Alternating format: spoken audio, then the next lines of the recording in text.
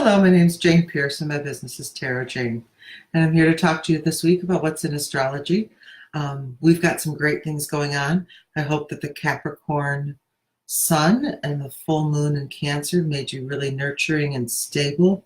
There should have been a lot of love of old traditions through these holidays.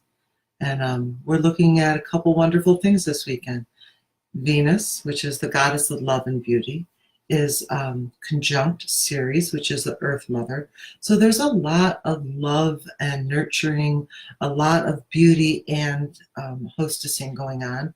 And the holiday season will be wonderful parties this weekend.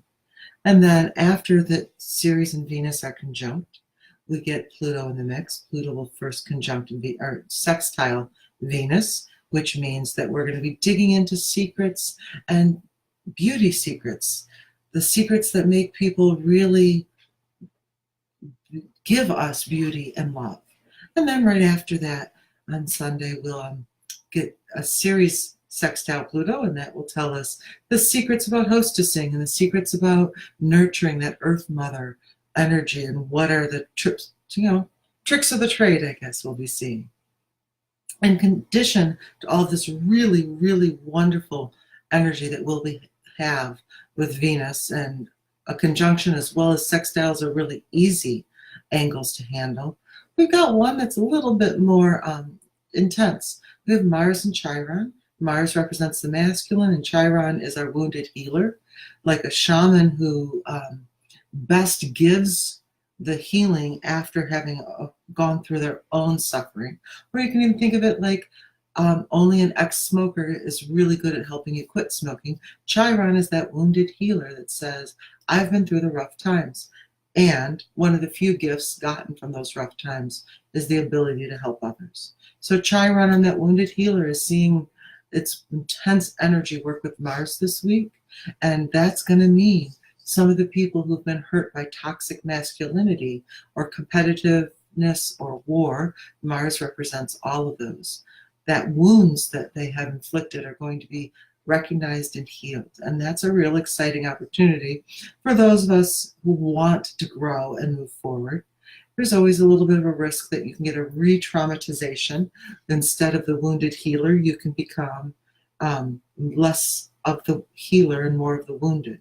So give an eye to that and make sure that you've got enough self-care to pour out that growth and self-love and compassion that others are going to need too as they're suffering through some of the same things.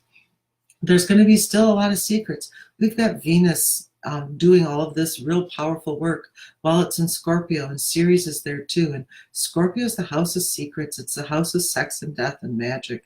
And we've had a lot of things move through Scorpio. This is just about the tail end of it. So Venus and Ceres are going to be digging in to love and beauty and also those buried secrets. So with the masculine Mars Chiron angle, we might see where some of those love and beauty secrets have collided with the toxic masculinity.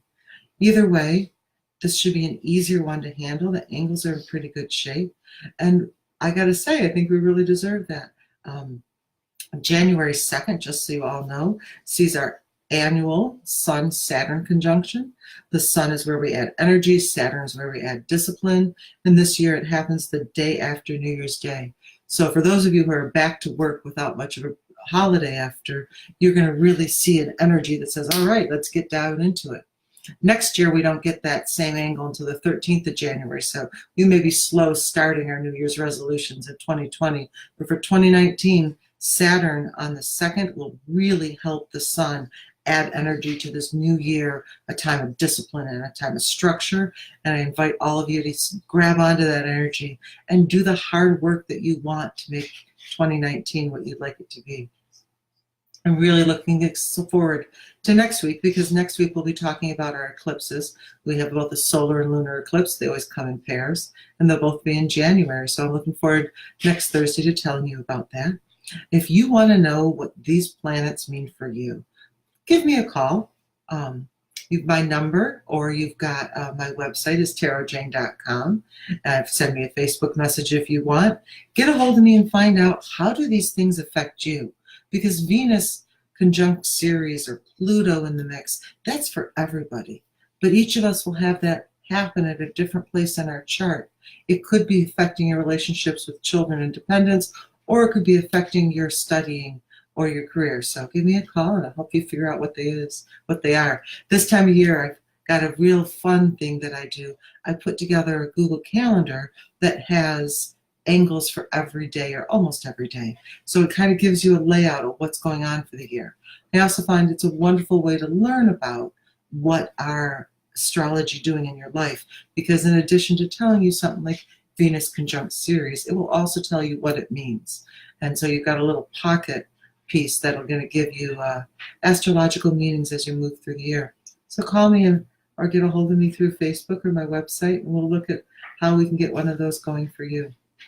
I hope you have had a wonderful holiday and are still enjoying the holiday. And I look forward to talking to you next week in the new year when we can look at what that Saturn-Sun conjunction is going to get us digging into, what new exciting enterprises, and how these eclipses will be affecting you. Have a wonderful day, and if you'd like to hear more about this, please go to my website and join my newsletter where you'll get a monthly description of some of the things going on. Have a great day.